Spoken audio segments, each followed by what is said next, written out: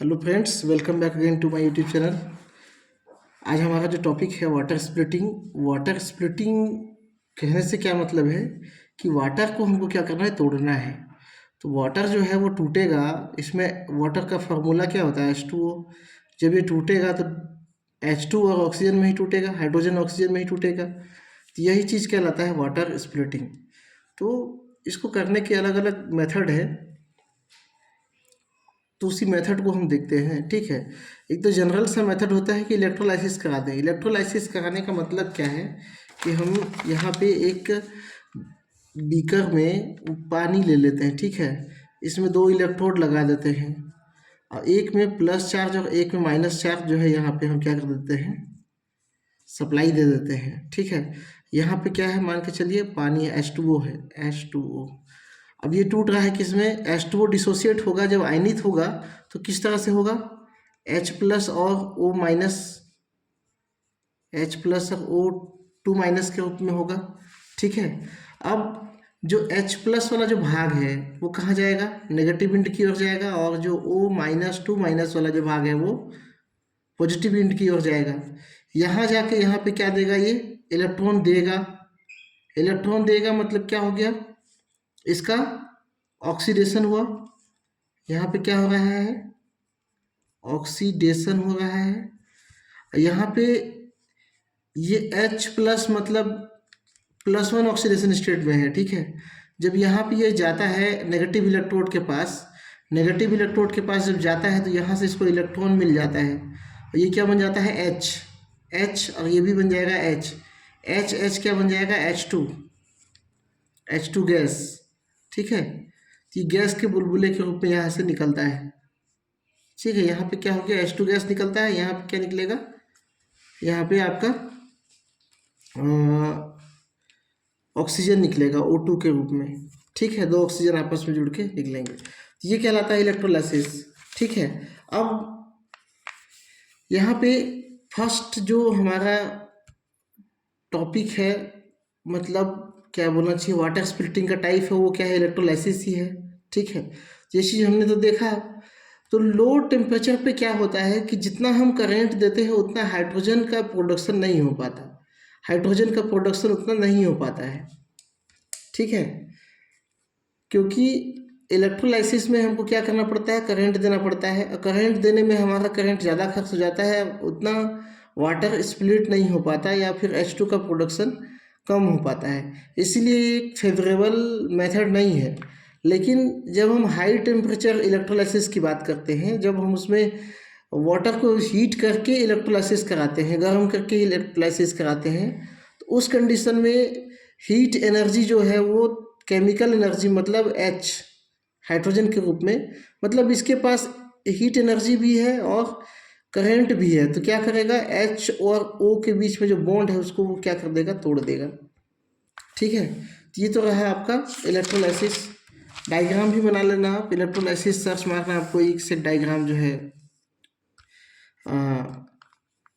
Google में मिल जाएंगे। ठीक है, तो यहाँ पे इस मेथड की इफिशियंसी कितनी है, लगभग 50% है, जबकि पहले वाली की कितनी थी, जो कोल्ड मेथड था इलेक्ट्रोलाइसिस का, उसमें लगभग 3% ही क्या होता था, स्प्लिटिंग हो पाती थी वाटर का। ठीक है, इसी प्रकार इलेक्ट्रोलाइटिक अगर वाटर स्प्लिटिंग कराया जाए, इलेक्ट्रोलाइटिक वाटर स्प्लिटिंग के कहने का मतलब पानी में हम क्या घोल दें, कोई इलेक्ट्रोलाइट को घोल दें। ठीक है, कोई इलेक्ट्रोलाइट को घोल दें तो फिर क्या हो जाएगा, यहाँ पे इसका डिसोसिएशन परसेंटेज बढ़ जाएगा, मतलब 60 to 70% तक डिसोसिएशन पॉसिबल हो पाएगा।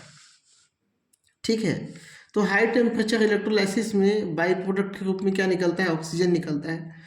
तो वाटर स्प्लिटिंग में तो हाइड्रोजन और ऑक्सीजन निकलेंगे ही। ठीक है, बाकी दूसरा चीज़ तो निकलेगा नहीं। नेक्स्ट जो है वाटर स्प्लिटिंग इन फोटोसिंथेसिस।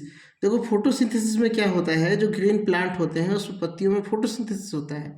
तो फोटोसिंथेसिस में डायरेक्ट हाइड्रोजन का निकलना तो नहीं हो पाता है। ठीक है, लेकिन यहाँ पे क्या होता है कि एक तरह से इलेक्ट्रॉन का ट्रांसफ़र जो होता है जंप सिस्टम से होता है। मतलब फोटो सिस्टम सेकेंड में क्या होगा, इलेक्ट्रॉन जो होगा एक्टिव साइड से निकलेगा और वो कहाँ जंप करेगा, फोटो सिस्टम फर्स्ट में। ठीक है, यहाँ पे जंपिंग होती है, जंप करता है एक सिस्टम से दूसरे सिस्टम में। इसकी पूरी एक सीरीज होती है प्लास्टोक्विनिन से साइटोक्रोम में और प्लास्टोसाइनिन। प्लास्टोसाइनिन में इलेक्ट्रॉन आने के बाद में वो क्या बन जाता है, NADP+ के पास में देखो यहाँ पे प्रोटॉन है, ठीक है, ये बन जाता है NADPH। इलेक्ट्रॉन मिल गया, प्रोटॉन यहाँ पे ऑलरेडी मौजूद है, तो ये क्या बन जाता है, यहाँ पे हाइड्रोजन बन जाता है, ठीक है। लेकिन यहाँ पे हाइड्रोजन किस रूप में है, NADPH के रूप में है, ठीक है। अब फोटोसिस्टम सेकेंड जो क्या हो जाएगा, जहाँ से इलेक्ट्रॉन निकला वो खुद क्या हो जाएगा, ऑक्सीडाइज हो जाएगा। फोटोसिस्टम सेकेंड से इलेक्ट्रॉन निकला था ना जी, तो इलेक्ट्रॉन निकलेगा मतलब वो क्या हो जाएगा, ऑक्सीडाइज हो जाएगा। और ये ऑक्सीडाइज हो गया है, वो क्या बन गया है, एक तरह से ऑक्सीजन इवॉल्विंग कॉम्प्लेक्स बन गया है, ठीक है। और ये क्या करता है, O2 निकालता है, यही क्या करता है, O2 निकालता है। मतलब एक्टिव साइट में जो Mn होता है कैटालिस्ट, वो वाटर मॉलिक्यूल को H2O को तोड़ता है, और किस में तोड़ता है, ऑक्सीजन में और हाइड्रोजन में तोड़ता ही है, ठीक है। भले यहाँ से हाइड्रोजन न निकले, हमारा जो फॉर्मूला होता है 6H2O + 6CO2, ठीक है, ये होता है ना। तो यहाँ पे बनता है आपका C6H12O6 +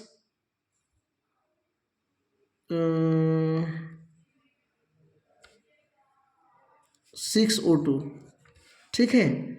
ये आपका जो फोटोसिंथेसिस का फॉर्मूला है, ठीक है। आप मेंटेन कर सकते हैं, 6 कार्बन है, 6 कार्बन है, 6 ऑक्सीजन है, तो 6 ऑक्सीजन यहाँ पे है, हाइड्रोजन की संख्या 12 है, तो 12 ये है, और 6 O2 जो है निकल गया। तो ऑक्सीजन यहाँ से जरूर निकलता है, प्लस इसके साथ साथ में जो वाटर इन्वॉल्व होते हैं, उसका वाटर का जो प्रोटॉन है वो NADPH के फॉर्म में जाता है। अब एक और मेथड है, उसको भी देख लेते हैं, photo electrochemical water splitting. Photo electrochemical water splitting में क्या होगा, यहाँ पे फोटो के द्वारा इलेक्ट्रिकल पावर निकाला जाता है। मतलब प्रोटॉन जो लाइट सोर्स सूर्य से जो रोशनी आती है, उसको हम पहले क्या करते हैं, इलेक्ट्रिक पावर के रूप में कन्वर्ट करते हैं। अब उस इलेक्ट्रिक पावर को हाइड्रोजन प्रोडक्शन के लिए यूज़ किया करते हैं, तो फिर इसमें क्या होता है, पोल्यूशन 0 होता है। मतलब ये काफ़ी बेनिफिशियल होता है, क्योंकि इलेक्ट्रिक भी हमको क्या मिल रहा है, फ्री ही मिल रहा है एक तरीके से, जो कि सनलाइट से मिल रही है, ठीक है। इसके अलावा वाटर स्प्लिटिंग का जो प्रोसेस होता है वो न्यूक्लियर पावर से भी हो सकता है, वाइंड पावर से, मतलब काइनेटिक एनर्जी से हो सकता है, जियोथर्मल भूगर्भ में जो गर्मी है उसके वजह से हो सकता है, हाइड्रो इलेक्ट्रिक एनर्जी, हाइड्रोकार्बन की जो हाइड्रोकार्बन से भी जो इलेक्ट्रिक एनर्जी निकलेगी है ना, उसको भी यूज़ कर सकते हैं, हाइड्रो इलेक्ट्रिक।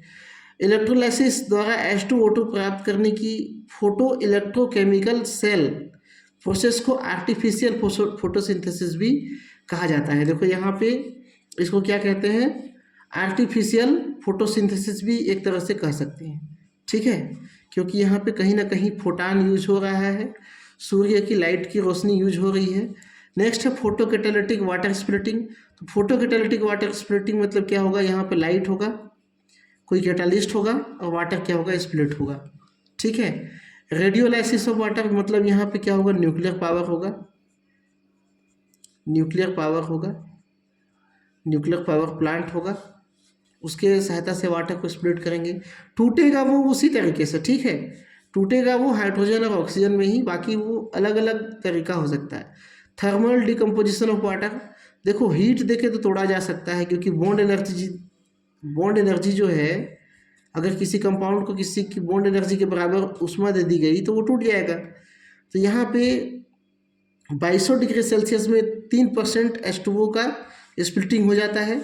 इसी टाइप से अगर देखो H2O टूटता तो है, किस किस रूप में टूटेगा, हाइड्रोजन के रूप में टूटेगा, H2 बनेगा, ऑक्सीजन बनेगा, O2 बनेगा, H2O2 भी बन सकता है, HO2 भी बन सकता है।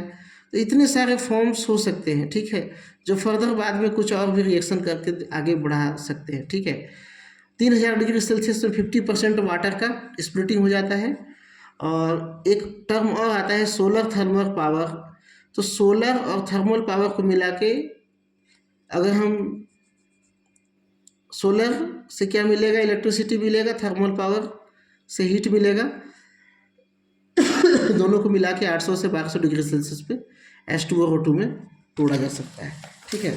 बस एक लास्ट टॉपिक बचा हुआ है यहाँ पे, थर्मल सल्फर आयोडीन साइकिल। बस साइकिल को समझ लो। H2O हमने लिया, ठीक है, इसको हीट दिया 120 डिग्री सेल्सियस पे।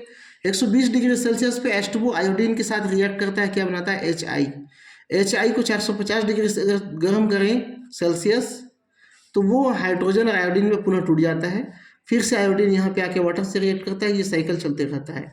अब एक चीज़ और होती है यहाँ पे बाई प्रोडक्ट के रूप में, अगर हम यहाँ पे सल्फेट ले लेते हैं, सल्फर डाइऑक्साइड ले लेते हैं, तो यहाँ पे H2SO4 भी बनता है।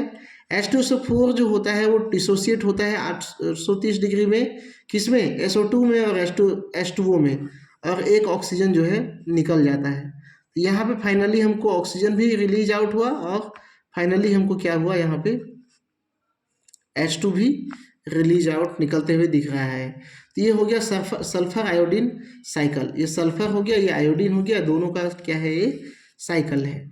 ठीक है, तो चैनल में बने रहने के लिए बहुत बहुत धन्यवाद। आप सभी का दिन शुभ हो, और समझ में नहीं आया तो कमेंट कीजिए, और समझ में आ गया तो लाइक कीजिए, चैनल को सब्सक्राइब कीजिए और दोस्तों के साथ शेयर कीजिए। Thank you.